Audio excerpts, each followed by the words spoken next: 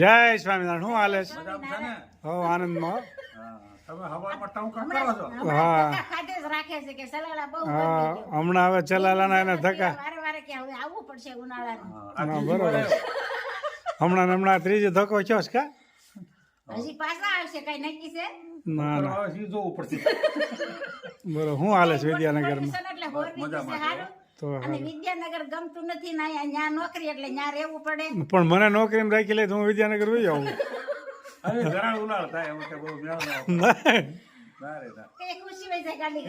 તમે અહીંયા બરોબર છે ને અમે ત્યાં બરોબર છે એવું છે. સારું કામકાજ હોય એટલે આવવું પડે બીજું બરોબર છે. હમણાં જ હજી ગયા તા 15 દી પહેલા. 15 દી થયા. હા હજી ક્યાં જાજો સમય છે? હજી કઈ જાજો જ નથી થયો. આવ્યા હોય એટલે મળવા જવું પડે ને. એમ થાય ને કે વિદ્યાનગર થી આવ્યા મારે જમાય. હા એટલે જવું પડે. લાડવા છે ગણેશ જ છે. હા ગણપતિ દાદાના લાડવા. એટલે ગણપતિ દાદાના લાડવા છે અને માનવંતા મહેમાન. હા બે ભેગા. સરસ લ્યો. આમાં તેલનું મોણ નાખ્યું અને ગરમ પાણી લોટ બાંધવાનો. બરોબર. પછી ભાખરી કરીને નાની નાની ભાખરી કરીને 4 કટકા કરીને તળવાના. બરોબર.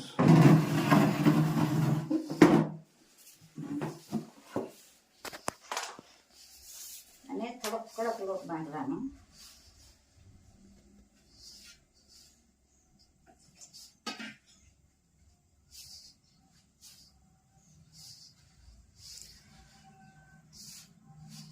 લાડવાની રેસીપી તૈયાર થઈ રહી છે ભાઈ સરસ મજાની. આજ ગણપતિ દાદાના લાડવા બનાવવાના છે. ગણેશ ચોથનેથી બધાને ઘેરે લાડવા હોય લગભગ તો. ઘેરે લાડવા છે એટલે ગણપતિ દાદા આખું વર્ષ આપણું ધ્યાન રાખે. આપણે એક વર્ષમાં એક જ દિવસ લાડવા ખવડાવવાના હોય. પછી ખાવાના તો આપણે ને આપણે જ હોય. ગણપતિ દાદા કઈ ખાતા નથી પણ ખાલી પ્રેમ ભાવના ભૂખ્યા છે. સરસ મજાના લાડવા તૈયાર થઈ ગયા છે. આપણે ગમે એ મહારાજ ને ધરાવીને માતાજી ને ધરાવી એટલે પ્રસાદી થઈ જાય. એટલે ધરાવવું જરૂરી છે રોજ. સરસ મજાનું તૈયાર થઈ રહ્યું છે. મસ્ત મજાનું સુરમાની ભાખરી તળાઈ રહી છે. સરસ મજાની ભાઈ જો આવી રીતે નાની નાની ભાખરી કરીને તળાય અને ઝાઝા હોય ને તો 4 ટુકડા કરીને ઝાઝું તેલ મૂકી હબ તળાઈ જાય. આજ તો થોડા જેવી. બરાબર. ગણપતિ દાદાના આજ લાડવા છે ભાઈ. ભાખરી સરસ મજાની ચાવી કડકડી ખાવા દેવાની. લાડવાની રેસીપી તો આપણે ઘણી વખત બતાવી પણ બહેનોને તોય જોવાનો વધારે ઇન્ટરેસ્ટ હોય. હા નવી નવી રેસીપી હોય ને. હા એટલે મસ્ત મજાના લાડવા બનશે ને જમવા પધારો ગણપતિ દાદા વેલા વેલા ને બધાય. હા ગણપતિ દાદા તો આપણે હાજર જ છે. પાલતા હોય કોમેન્ટ કરજો. તો ગણપતિ દાદા તો હાજર જ છે. આ રહ્યા ગણપતિ દાદા બિરાજમાન થઈ રહ્યા છે. સરસ મજાના લાડવા પણ તૈયાર થઈ રહ્યા છે. વિઘ્ન વિનાયક દેવ ગણપતિ દાદા આજે એક દી લાડવા ખાય ને પછી આખો વર આપણું ધ્યાન રાખશે. હા ખૂબ સરસ મજાના લાડવા બની રહ્યા છે. ગણપતિ દાદા પણ તૈયાર થઈ ગયા છે લાડવા જમવા માટે. મહારાજની બાજુમાં જ એનું સ્થાન છે કાયમ માટે. જય સ્વામિનારાયણ, જય વિઘ્ન વિનાયક દેવ, જય ગણપતિ બાપા, જય શ્રી ખોડિયારમાં. જય ગણપતિ બાપા, જય વિઘ્ન વિનાયક દેવ. આજે છે ગણેશોત્સવ. ગણપતિ દાદા લાડવા જમવા મળ્યા છે.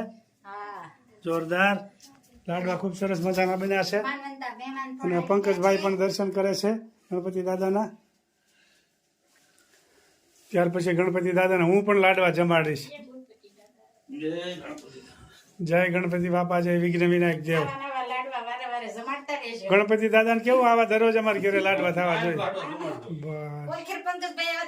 હા સરસ.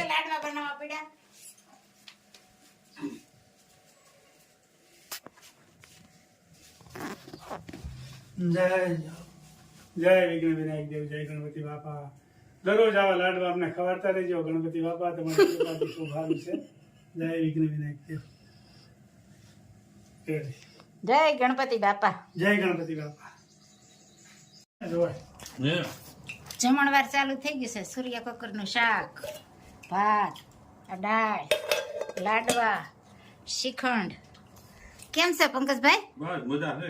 સારું છે ને? જમવામાં કેમ રહ્યું? અરે જમવાનું ડબલ કર પણ છે. શ્રીખંડે ખાવાનું, લાડવાય ખાવાનું.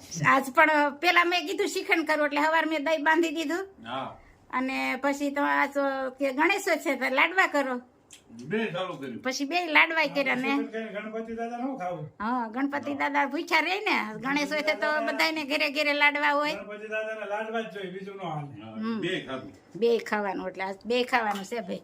અને ગણપતિ દાદાને મેં કીધું ઘરનો છે, શ્રીખંડ, ગણપતિ દાદાને કીધું છે દરરોજ આવા માપસર. લાડવા આપજો. હા, ઘરનો શ્રીખંડ એટલે બહુ ગળ્યો ન હોય, ભાવે. ના ના ભાવ ભાવ. જમણવાર ચાલુ થઈ ગયું.